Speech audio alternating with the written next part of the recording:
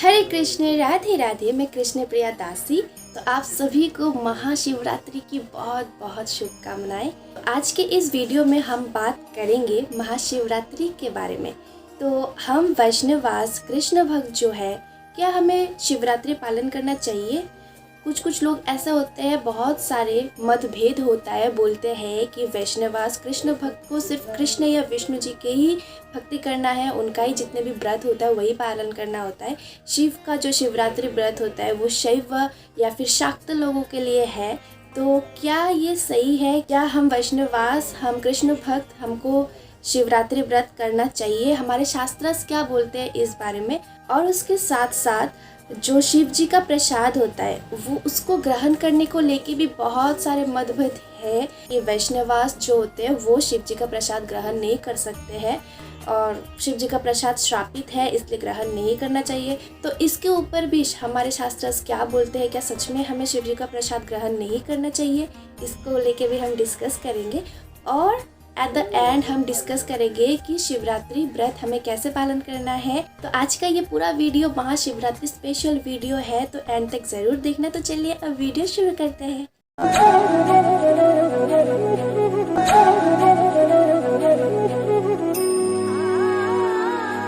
तो सबसे पहले हम जानते हैं कि महाशिवरात्रि व्रत क्या सिर्फ शैव या शाक्त लोग ही को करना चाहिए? क्या वैष्णव और कृष्ण भक्त उनको नहीं करना चाहिए? तो इसका रेफरेंस शास्त्र से हम लेते हैं। हरिभक्ति विलास चतुर्दश विलास के 127 श्लोका में लिखा हुआ है, श्री हरि के संतुष्टि के लिए वैष्णव जनों को भी शिवरात्रि व्रत पालन करना चाहिए। तो यहाँ पे साफ साफ लिखा हुआ है कि श्री हरि के संतुष्टि के लिए हमें शिवरात्रि व्रत पालन करना है। तो यहाँ पे बात आती है कि शिवरात्रि व्रत करने से श्री हरि कैसे संतुष्ट होते हैं, क्योंकि श्री हरि के परम प्रिय है शिव जी। श्रीमद् भागवत पुराण में है, वैष्णवानम यथा शंभु, मतलब वैष्णवों में जो परम वैष्णव है वो हमारे शिव जी है। तो कृष्ण या फिर विष्णु, उनका फेवरेट कौन है? उनके परम भक्त। और उनके परम भक्त कौन है? हमारे पिताश्री, हमारे महादेव, हमारे शिव जी। तो इसीलिए उनका व्रत पालन करने से, उनका पूजा करने से हमारे श्री हरि ही संतुष्ट होते हैं। पद्म पुराण में स्वयं शिव जी बोल रहे हैं कि आराधनम सर्वेशम विष्णु आराधनम परम। आराधना में, भक्ति में सबसे उत्तम, सबसे उच्च श्रेष्ठ भक्ति होता है विष्णु जी का। तो हमारे शिव जी भी चाहते हैं कि हम विष्णु भक्ति करें, क्योंकि वो स्वयं विष्णु भक्त है, वो स्वयं वैष्णव है। तो चलिए अब और एक श्लोक देखते हैं कूर्म पुराण से। कूर्म पुराण में श्री हरि भृगु मुनि की कथा में बोलते हैं, श्री हरि परायण व्यक्ति को वैकुंठ गति प्राप्त होती है, यह सत्य है। लेकिन अगर वे महादेव विद्वेषी नहीं है तो ही उन्हें ये वैकुंठ धाम मिलता है। यदि तुम निरंतर मेरी प्रार्थना करते हो तो भी शिव की निंदा करने पर भी तुम्हें असंख्य नरकों में जाना पड़ता है। यदि एक वैष्णव शिव विरोधी है या यदि एक शिव भक्त विष्णु विरोधी है तो चंद्रमा और सूर्य की स्थिति तक नरक में उनको पतित होना पड़ता है। और हमें स्पेशली, हम वैष्णवास को, हम कृष्ण भक्त को तो महाशिवरात्रि व्रत करना ही चाहिए। क्यों? इसका रीज़न ये है क्योंकि श्री कृष्ण का जो भक्ति है, श्री कृष्ण का प्रेम जो है वो हम डायरेक्टली नहीं पा सकते, क्योंकि श्री कृष्ण परम पुरुषोत्तम भगवान है। उनको हम डायरेक्टली नहीं पा सकते हैं। उनको पाने के लिए हमें शुद्ध वैष्णवों की कृपा की ज़रूरत है। तो ऐसे ही हमें जो भी वैष्णव मिल जाते हैं मंदिर में या फिर कहीं भी, तो उनसे हम क्या करते हैं कि हे प्रभु, हमें थोड़ा सा भक्ति प्रदान करें, हमारे ऊपर कृपा करें, ऐसे हम बोलते हैं। तो हम परम वैष्णव से क्यों कृपा नहीं मांग रहे? परम वैष्णव जो है हमारे शिव जी है, तो उनसे हम कृपा क्यों नहीं मांगते? और शिव जी का और एक नाम क्या है? आशुतोष, भोलेनाथ। वो बहुत जल्दी ही रिझ जाते हैं। उनको रिझाने के लिए हमें इतना कष्ट करना नहीं पड़ता है, वो बहुत जल्दी रिझ जाते हैं। तो इसलिए उनसे हमें कृष्ण भक्ति प्राप्त करनी है। वही एक परम वैष्णव है जो इतना इजीली हमें कृष्ण भक्ति प्रदान कर सकते हैं। अब हम बात करते हैं शिव जी का प्रसाद ग्रहण करने को लेके जो मतभेद है। कोई बोलता है कि नहीं करना चाहिए, कोई बोलता है कि करना चाहिए, करते हैं। शिव जी का प्रसाद श्रापित है। तो इसके पीछे का कथा कुछ इस तरह की है कि जब दक्ष ने, माता सती के पिता जब दक्ष जी ने शिव जी को श्राप दिया था, तो वहाँ सभी लोग मौन थे। और शिव जी तो परम वैष्णव है, उनको जब श्राप दिया गया था वो मौन थे, क्योंकि वैष्णव लोग क्या होते, किसी भी सिचुएशन में वो विचलित नहीं होते, शांत रहते, वो शांत थे। लेकिन जो नंदी जी थे उनको बहुत क्रोध आ गया, क्योंकि उनके प्रभु शिव जी को श्राप दिया गया। तो उन्होंने क्या किया, उन्होंने उल्टा श्राप दे दिया। वहाँ पे जितने भी शुद्ध ब्राह्मण वैष्णव थे उनको श्राप दे दिया। और इस कारण वहाँ पे जो भृगु मुनि थे, भृगु मुनि बहुत ही उच्च स्तर के ब्राह्मण थे, तो उनको बहुत ज़्यादा क्रोध आ गया नंदी जी के ऊपर, क्योंकि नंदी जी ने शुद्ध ब्राह्मणों को ही श्राप दे दिया था। तो इस कारण भृगु मुनि ने उनको उल्टा श्राप दे दिया। फिर से जितने भी शिव के अनुसारी से, शिव के भक्त हैं शिव जी के, उनको उल्टा अभिशाप दे दिया था, श्राप दे दिया था कि शिव जी के अनुसारी जो लोग शिव जी के भक्त होंगे, जो लोग शिव जी को फॉलो करेंगे, वो शास्त्र विरुद्ध काम करेंगे, शास्त्र को नहीं मानेंगे, और वो शिव जी के नाम से गांजा, धतूरा और भी जो नशीला चीज़ें होते वो सब लेंगे और शास्त्र विरोधी काम करेंगे। और वो लोग जब शिव जी का प्रसाद ग्रहण करेंगे तब उनको महापाप अपराध लगेगा। इसीलिए बहुत सारे लोग बोलते हैं कि शिव जी का प्रसाद नहीं लेना चाहिए, शिव जी का प्रसाद श्रापित है। लेकिन शिव जी का प्रसाद हम किस परिस्थिति में ले सकते हैं, किस मनोभाव से ले सकते हैं, ये हमको दिखाया है हमारे श्री चैतन्य महाप्रभु जी ने, जो कलयुग में स्वयं राधा कृष्ण के मिलित स्वरूप है। उन्होंने ये दिखाया है हमको कि हम कैसे शिव जी का प्रसाद ग्रहण कर सकते हैं। श्री चैतन्य महाप्रभु हमारे जब जगन्नाथपुरी के लिए यात्रा कर रहे थे, तब उस दौरान वो भुवनेश्वर पहुँचे और वहाँ पे बिंदु सरोवर में वो थे।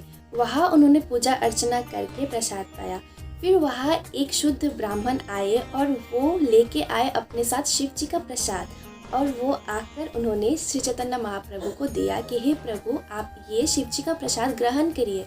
तब श्री चैतन्य महाप्रभु अत्यंत वो भावुक हो गए, वो बहुत ही खुश हो गए और उन्होंने वो प्रसाद ग्रहण किया और अपने जितने भी शिष्य थे सब में बांटा और खुद भी ग्रहण किया। और ये बात जब दामोदर पंडित जी को पता चला तो उनको क्रोध आ गया। उनको लगा था कि शिव जी का प्रसाद ग्रहण योग्य नहीं है क्योंकि वो श्रापित है।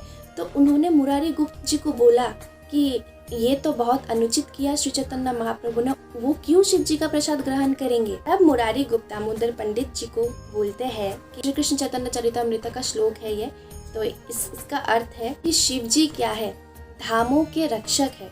हर धाम में शिव जी रक्षक के रूप में विराजमान है, इसलिए शिव जी का और एक नाम है धामेश्वर। तो जब श्री कृष्ण चैतन्य महाप्रभु पुरी के लिए वो गए थे, तो पूरी धाम का भी रक्षक हमारे शिव जी है। तो उन्होंने हमारे चैतन्य महाप्रभु को अत्यंत श्रद्धा पूर्वक उनका आगमन जो हुआ, इसलिए उनको अभिवादन किया, उनका सम्मान किया। और शिव जी के प्रिय श्री कृष्ण है और श्री कृष्ण का प्रिय शिव जी है, तो इसीलिए श्री कृष्ण चैतन्य ने शिव जी का प्रसाद ग्रहण किया। तो मुरारी गुप्त दामोदर पंडित जी को बोलते हैं कि जो भी सात्विक भाव से वैष्णव बुद्धि के साथ, वैष्णव श्रेष्ठ बुद्धि के साथ श्री कृष्ण का गुणावतार जानकर महादेव का पूजा करते हैं और उनको जो प्रसाद चढ़ाते हैं, वो प्रसाद तब वो ग्रहण योग्य हो जाता है, उसमें कोई पाप नहीं लगता है।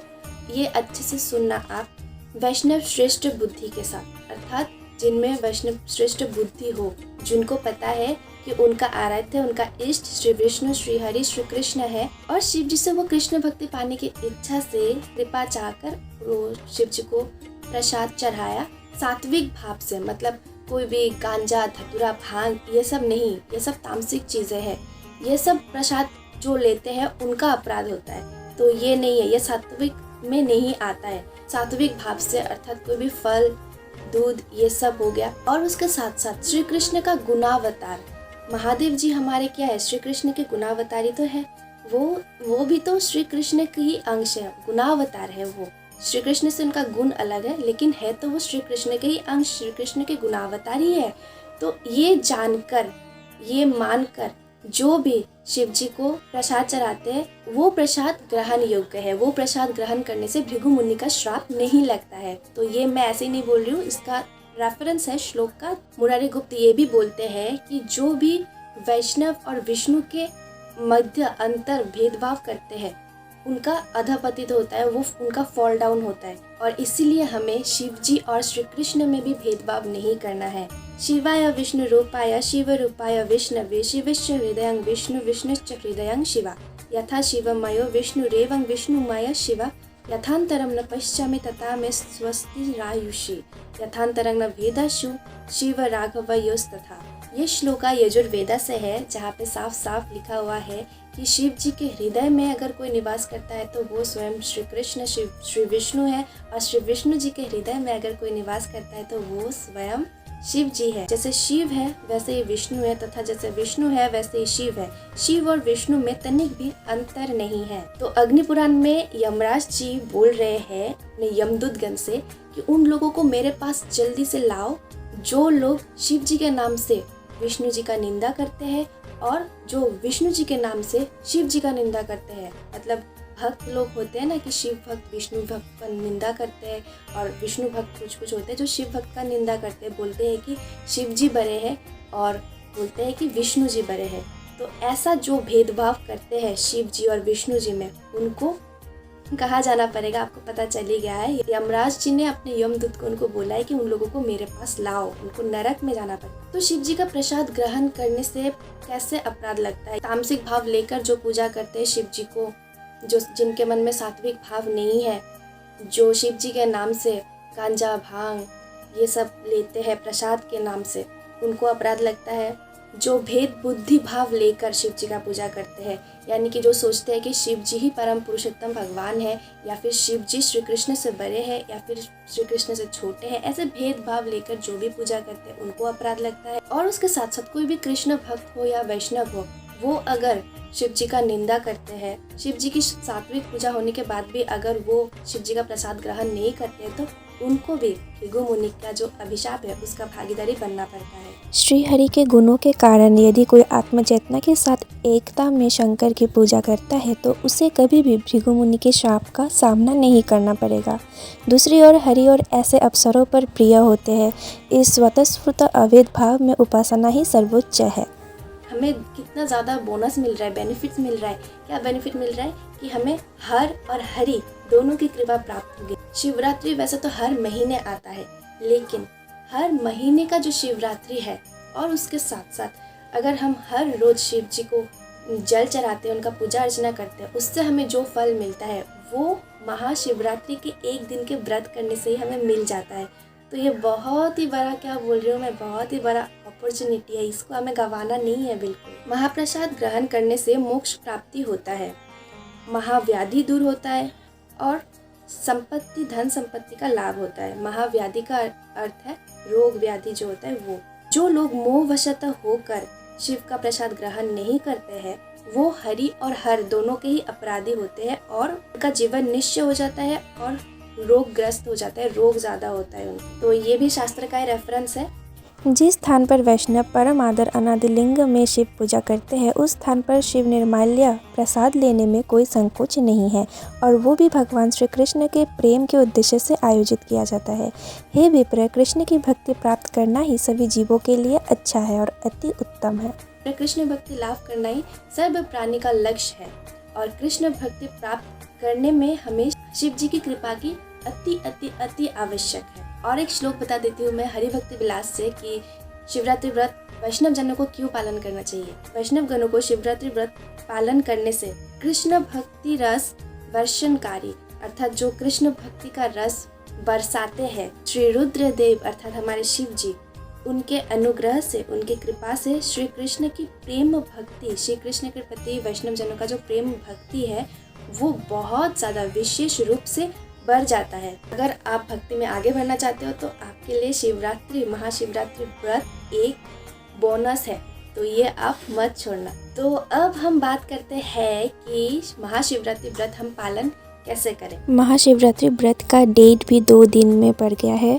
स्मार्तक के अनुसार ये 18 फरवरी को है और गोस्वामी के अनुसार है 19 फरवरी को। तो देखते हैं कि वैष्णव गण शिवरात्रि व्रत कैसे पालन करेंगे। जो भी वैष्णव गण है या फिर कृष्ण भक्त है वो दोपहर 12 बजे तक फास्ट रखेंगे, या फिर अगर आप पूरा दिन फास्ट रखना चाहते हो, जैसे कि एकादशी व्रत रखा जाता है, आप वैसे भी रख सकते हो। अगले दिन सुबह आप व्रत तोड़ सकते हो, या फिर मिनिमम आप दोपहर 12 बजे तक निराहार रहिए, कुछ मत लीजिए आहार, और उसके बाद दूध, खीर, दही, घी, मधु, शुद्ध जल से हमें शिव जी का महाअभिषेक करना है। लेकिन यहाँ पे शिव जी के अभिषेक हमें शंख से नहीं करना है। गंध पुष्प जो होते हैं, विल्य पत्र, बेल के पत्र, उनसे हमें शिव जी का अभिषेक करना है, उनका पूजा करना है। महाशिवरात्रि के दिन 108 विल्य पत्र, बेल पत्र से अभिषेक करना यह बहुत ही अच्छी बात है। ओम नमः शिवाय ये नाम जपते जपते शिव जी का अभिषेक हमें करना है। ये मंत्र बोलकर हमें शिव जी का अभिषेक करना है, गंध पुष्प बेलपत्र चढ़ाना है। तो शैवगण अर्थात जो शाक्त है, जो शिव को अपना इष्ट मानते हैं, वो लोग कैसे करेंगे शिवरात्रि व्रत? उनके लिए जो उपवास है, जो व्रत है, उनको सारा दिन व्रत करना है, सारा दिन उनको निराहार रहना है और उसके बाद उनको भी सेम शिव जी का अभिषेक करना है, जिससे हमने पहले बोला हुआ है। उसके बाद हमें धूप दीप से आरती करनी है, शंख धारा अर्घ्य प्रदान करना है। और अर्घ्य प्रदान का मंत्र है, जब हम पुष्प और बेल पत्र से शिव जी का अभिषेक करेंगे तब ये मंत्र हमें बोलना है। गौरी वल्लभ देवेश शर्पाढ्य शशि शेखर वर्ष पाप विशुद्ध्यर्थम अर्घ्यम में प्रतिगृह्यताम। प्रणाम मंत्र हमें क्या बोलना है? तो ये है शिव जी का प्रणाम मंत्र। शिव जी का एक प्रार्थना मंत्र है जो पर्सनली मेरी फेवरेट है, क्योंकि ये प्रार्थना मंत्र हर एक वैष्णव जनों के लिए, हर एक कृष्ण भक्ति के लिए फेवरेट है। ये प्रार्थना मंत्र आप यहाँ से देख के बोलना। मैं इसका अर्थ बता देती हूँ। हे वृंदावन के द्वारपाल, हे सोमा, आपकी जय हो। आपके माथे पर चंद्रमा से सुशोभित है। आप सनक, सनंदन, सनातन और नारद के भी लिए पूजनीय है। हे गोपेश्वर शिव जी, मैं प्रार्थना करती हूँ कि श्री श्री राधा माधव युगल जो ब्रजधाम में विलास कर रहे हैं, उनके चरण कमलों में हमारी प्रेम बढ़े। मैं आपके चरणों में बारंबार प्रणाम करती हूँ। जो गोपेश्वर शिव जी है, हमारे वृंदावन में है, जिन्होंने हमारे राधा कृष्ण के रास लीला में वो गए थे गोपी के रूप में, तो इसीलिए उनको गोपेश्वर बताया गया है। तो इस श्लोक में हमें एकदम साफ साफ बहुत ही सुंदर तरीके से हम शिव जी से ये प्रार्थना कर रहे हैं कि हे गोपेश्वर महादेव, हे वृंदावन के द्वार रक्षी, जो वृंदावन में हमारे श्री राधा माधव विराजमान है, उनके चरणों में उनके प्रति हमारा जो भाव है, जो प्रेम है, जो भक्ति है, वो बढ़े आपकी कृपा से। आपसे हम कृपा मांगते हैं, आपसे हम भक्ति मांगते हैं, क्योंकि आप तो परम वैष्णव है। हमें आपसे एक प्रार्थना है कि आप महाशिवरात्रि का जो व्रत है, इसको जाने मत देना, इसको ज़रूर से पालन करना। जैसे जैसे हमने विधि बताया, उस विधि के अनुसार आप पालन करना। और शिव जी से ये प्रार्थना ज़रूर करना कि कृष्ण के प्रति आपका जो प्रेम भक्ति है वो बढ़े। वो आशुतोष है, वो कृपालु है, भोलेनाथ है, वो जल्दी रिझ जाते हैं और वो ज़रूर कृपा करेंगे। मैं अपनी पर्सनल बात करती हूँ, अगर मैं आज थोड़ा भी 1% या फिर 0.01% भी थोड़ा भी कुछ भी भक्ति कर पा रही हूँ, तो इसके पीछे हमारी पिताश्री है। शिव जी को मैं सिर्फ शिव जी के साथ मेरा पर्सनल रिश्ता है, और वो रिश्ता एक पिता और एक पुत्री का है। और हमारी जो माता पार्वती है, वो तो हमारी जान है हमारी माता है, तो उनकी ही कृपा से कृष्ण भक्ति की प्राप्ति हुई है हमें भी, और आपको भी ज़रूर होगा। तो महाशिवरात्रि पर ज़रूर पालन करना। और ये वीडियो अगर आपको इन्फॉर्मेटिव लगा हो तो ज़रूर शेयर कर देना इस वीडियो को, और लाइक ज़रूर करना, और कमेंट सेक्शन में बोलना अगर कुछ भी बात हो, कुछ भी डाउट्स हो, तो मैं ज़रूर रिप्लाई करूँगी। हर एक कमेंट का मैं रिप्लाई करने की कोशिश करती हूँ। और इस दासी के चैनल को सब्सक्राइब करना बिल्कुल मत भूलना। तो मिलते हैं नेक्स्ट वीडियो में। हरे कृष्ण, राधे राधे, हर हर महादेव और हरि हराय नमः। हरि और हर दोनों का ही जय हो। हरि हराय नमः चैंटिंग ज़रूर से करना।